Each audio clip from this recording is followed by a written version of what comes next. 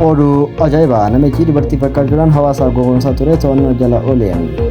Kun oduu jedhaa gara oduu bal'inaa magaalaa Finfinnee kutaa magaalaa Gullalleetti namichi uffata dubartootaa fi wiigii faaya adda addaa fayyadamuudhaan dubartii fakkaatee namoota gowwoomsaa ture to'annoo eeroo hawaasaatiin to'annoo jala oolu poolisiin kutaa magaalaa Finfinnee Gullallee aanaa naannoo Asakoo Mannaaraa keessatti to'annoo jala oolchuu beeksise. Uffanni dubartootaa wiigii fi rifeensa nam-tolchee fi faaya adda addaa fayyadamuudhaan dubartii fakkaatee namoota gowwoomsaa kan ture shakkamaan Jamaal Anas jedhamu to'annoo poolisii jala ooleetiin jira.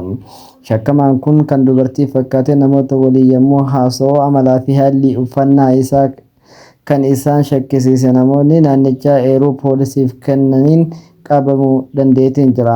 Qorannoo qaamaa qajeelcha poolisii kutaa magaalaa Gullallee irratti taasiseen dhiira ta'uun kan mirkanaa'e yoo ta'u kanaan duras haaluma wal fakkaatuun gowwoomsaa akka ture jecha ragaalee suuraalee fi uffata dubartootaa uffatee bilbila isaa keessatti argameerraa mirkanaa'uu danda'ameetiin jira jechuudhaan beekameetiin jira.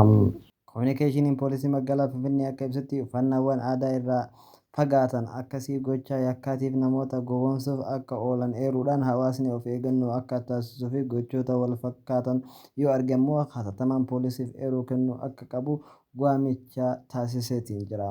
Kun dhiira moo dubartii jettuun gowwoomsaa kanarraa bu'aan argamu maali? Namoonni akkanaa kun dhiira natti hin fakkaatanii.